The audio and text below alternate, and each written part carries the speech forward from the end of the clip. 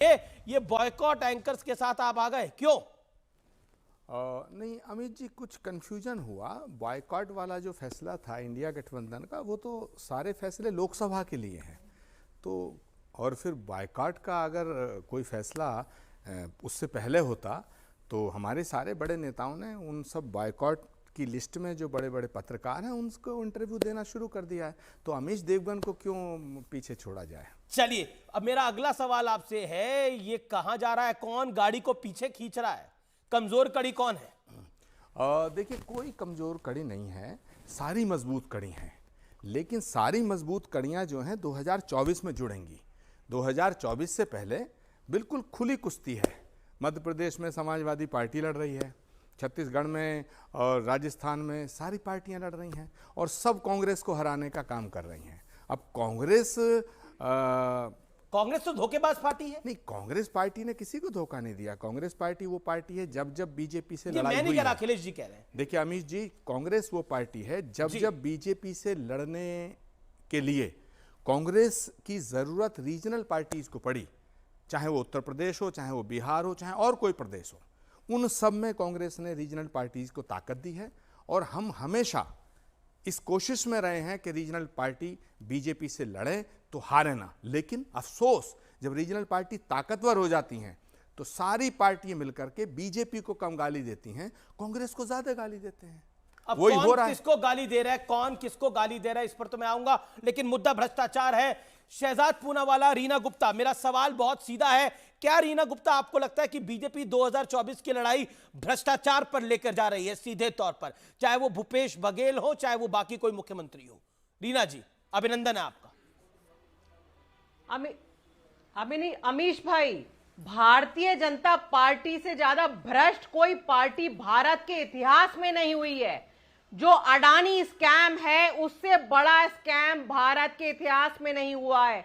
कम से कम 20,000 करोड़ का स्कैम है। आप पूरे देश में कहीं चले जाइए, देश के सारे बिजली घर अडानी के नाम, देश के सारे हवाई अड्डे अडानी के नाम, देश का कोयला अडानी के नाम, देश के सी पोर्ट अडानी के नाम। ऐसी क्या रिश्ता है मोदी जी का अडानी के साथ कि सब कुछ अडानी को पर नौछावर कर दिया? और तो और भूल जाइए, मोदी जी जिनको सबसे करप्ट पार्टी बोलते थे, अजीत पवार की पार्टी, मोदी जी बोलते थे चक्की पीसिंग, चक्की पीसिंग, उसके 48 घंटे के बाद उनको डिप्टी सीएम क्यों बना दिया? भारतीय जनता पार्टी का एक ही नारा है जी, जिसको खाना है वो भाजपा में आए, उसके बाद जितना चाहे आप खाइए। मेरे पास लंबी लिस्ट है अमीश भाई, अजीत पवार हो गए, शुभेंदु अधिकारी हो गए, लेकिन भूपेश बघेल को तो अरविंद जी ने भ्रष्टाचारी बताया था, हेमंत बिश्वा शर्मा हो गए, ये सारे के सारे भ्रष्टाचारी लोग सब भाजपा में मिल गए और मोदी जी के वॉशिंग पाउडर से सबकी धुलाई हो गई और सब पाक साफ हो गए। ऐसा क्यों होता है कि जो भारतीय जनता पार्टी के बाहर होता है वो भ्रष्टाचारी होता है, जैसी वो भाजपा ज्वाइन करता है वो एकदम राजा हरिश्चंद्र हो जाता है? इस बात का जवाब पूछिए आप भारतीय जनता पार्टी से। और तो और अमीश भाई, पिछले दिनों आपने पढ़ा होगा, आप बहुत बड़े पढ़े लिखे पत्रकार हैं, आपने पढ़ा होगा सीएजी की रिपोर्ट आई थी। सीएजी केंद्र सरकार के अंतर्गत आती है। सीएजी की रिपोर्ट में लिखा था कि द्वारका एक्सप्रेसवे जो इन्होंने बनाया है 250 करोड़ 1 किलोमीटर का, उसमें इन्होंने हीरे लगाए हैं, जवाहरात लगाए हैं, कि सोना लगाया है, चांदी लगाया है, क्या लगाया है कि 250 करोड़ 1 किलोमीटर का। आयुष्मान भारत, उसका घोटाला आप देखिए, 9 लाख लोगों का रजिस्ट्रेशन एक नंबर पे, 2 लाख जवाब लेते हैं शहजाद पूनावाला से। गए, पूनावाला जी से जवाब लेते हैं। निकाला जा रहा है। You made your point. देखिए, मैंने ऑपोजिशन के दो लोगों को सुना, पूनावाला का समय और कोई बीच में ना बोले। शहजाद पूनावाला वो कहते हैं कि बीजेपी कैसे लेक्चर दे सकती है भ्रष्टाचार पर? अजीत पवार तो आपके गठबंधन के साथ है, हालांकि भूपेश बघेल को अरविंद जी ने भ्रष्टाचारी बताया था, लेकिन फिर भी क्या आपको लगता है कि भ्रष्टाचार और गठबंधन में दरार दोनों टारगेट है? देखिए, दरअसल इनको तो बॉयकॉट पहले करना चाहिए था, भ्रष्टाचारियों को। इन्होंने पत्रकारों को बॉयकॉट करके रखा है। खैर, वो भ्रष्टाचारियों को कट्टर ईमानदार कहते हैं, कोर्ट ऐसा नहीं मानती। आज आ जाते हैं मुद्दे पर। देखिए, भ्रष्टाचार दरार, यही इनका शिष्टाचार है। और जब पकड़े जाते तो चिल्लाते अत्याचार अत्याचार और खेलते विक्टिमहुड कार्ड। आज मैं केवल आपके सामने कुछ तथ्य प्रस्तुत करूंगा और इसमें से एक भी बात मेरी नहीं है। पहले मैं आपको एक स्पेसिमेन बताता हूं। ये कह रहे हैं ना हम टारगेट करते हैं लोगों को, सुनिए। वही बातें कहना चाहते हैं। ये शराब का मामला है, ये शिक्षा का मामला नहीं है। शराब की बात हो रही है, शिक्षा पर छुपने का काम मत कीजिए। ये सुप्रिया श्रीनेत है, कहती है शराब घोटाला हुआ, अरविंद केजरीवाल भ्रष्ट है। मैंने एक को शब्द नहीं कहा। अब आ जाते हैं कि छत्तीसगढ़ के मामले पर। छत्तीसगढ़ के लोग कहते हैं कि कांग्रेस पार्टी कहती है उनको टारगेट कर रही है। ये है आम आदमी पार्टी का स्टेटमेंट। छत्तीसगढ़ में लिकर स्कैम हुआ है, ईडी भूपेश बाघेल को अरेस्ट करे, ये आम आदमी पार्टी ने ऑफिशियली कहा है। चलिए छोड़ देते हैं। अब आते हैं अशोक गहलोत जी पर। अशोक गहलोत जी पर जो आपके सामने खड़े ना स्वामी जी, उनका ट्वीट है, भ्रष्टाचार, बलात्कार, लूट खसूट और खनन, नासिर जुनैद की हत्या, लाल डायरी और गमन। ये है अशोक गहलोत जी का वर्णन। ये स्वामी जी ने वर्णन किया है। अब बताइए कि अशोक गहलोत जी को भ्रष्टाचारी मानते हैं कि नहीं मानते हैं? मैंने अभी तक अपना कोई भाजपा के नेता का स्टेटमेंट नहीं कोट किया है, एक दूसरे का ही स्टेटमेंट कोट किया है। टीएमसी के बारे में अधीर रंजन चौधरी कहते हैं कि ये सबसे ज्यादा करप्ट पार्टी है और जॉब स्कैम में सीबीआई की कोर्ट ने प्रोब ऑर्डर किया। अच्छा वो तो चलिए ये आगे भी बढ़ते कहते हैं हैं। कि कांग्रेस ये को है समाप्त पंजाब करने के लिए की ममता बनर्जी सरकार लगी पर। हुई है।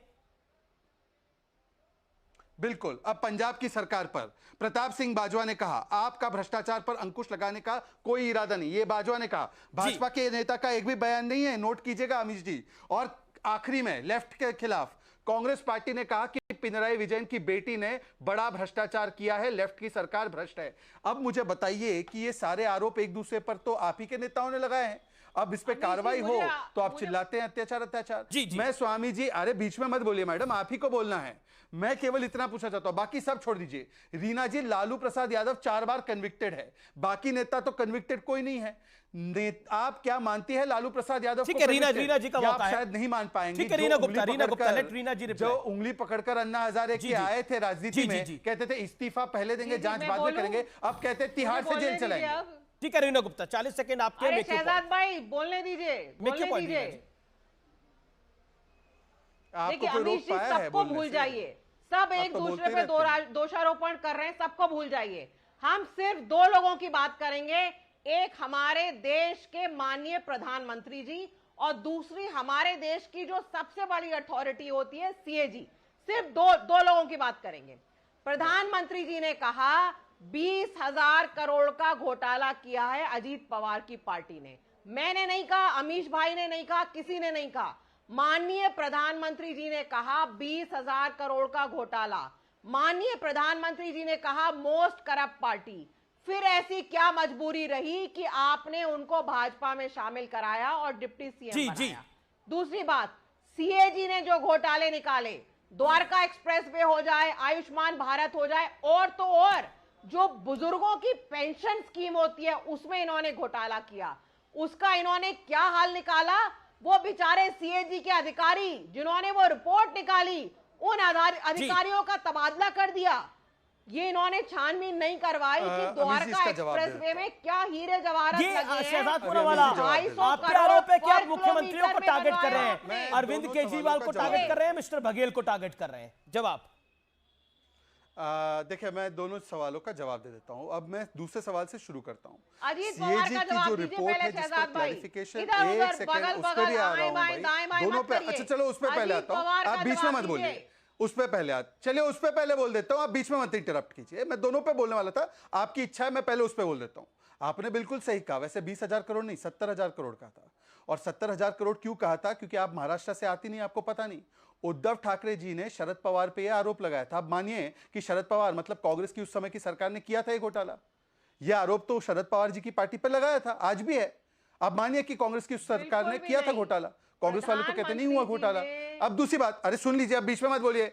अमीश जी आप प्रधानमंत्री का वो वक्तव्य पूरा प्ले कर दीजिए। उसमें एनसीपी मतलब शरद पवार की फैक्शन वाली पार्टी को बोला था, इसमें कौन सी गलत बात है? आज भी बोल रहे हैं। अब मेरी बात पूरी हो जाने दीजिए। दूसरी बात, सीएजी का उन्होंने हवाला दिया। अरे सीएजी की रिपोर्ट पर द्वारका एक्सप्रेसवे पे जो आप प्रोपेगेंडा फैला रही है उसका तो पूरा क्लैरिफिकेशन आ गया। पर मान्यवर बताइए कि जब सुप्रीम कोर्ट कह रहा है 338 करोड़ का मनी ट्रेल है, उसको मानने को तैयार नहीं। अभी मनीष सिसोदिया करप्ट नहीं है, मनीष सिसोदिया को राहत नहीं मिल रही। लोअर कोर्ट से लेकर हाई कोर्ट से संजय सिंह को, विजय नायर को राहत नहीं मिल रही है। कहा जा रहा है बार बार कि कट्टर ईमानदार है परंतु उनको बेल नहीं मिल रही है। तो सुप्रीम कोर्ट के आदेश को मानती है कि नहीं मानती है? सीएजी की रिपोर्ट जो क्लैरिफाई हो गई है उसको लेकर हवाला बना रही हैं, परंतु सुप्रीम कोर्ट की बात को नहीं मानेंगी और कहेंगे कि तिहाड़ जेल से सरकार चलेगी। वाह भाई वाह। और आखिरी बात, अब आखिरी बात, अभी जी मेरी आखिरी बात जी। अब देखिए क्या मॉडल बना है। सीएम का मतलब वैसे चीफ मिनिस्टर होता है, इंडी गठबंधन में करप्ट मिनिस्टर होता है। एक है भूपे, मतलब 508 करोड़ रुपए दो, महादेव के नाम पर भी लूटो। दूसरा है घे लूट, मतलब कि पेपर लीक घोटाला करके वहां पर भी बच्चों को लूटा। और तीसरे है अरविंद केजरीवाल, जो शराब में भी घोटाला करते ठीक है, हैं। जवाब और 2000 लेते हैं। करोड़ का कम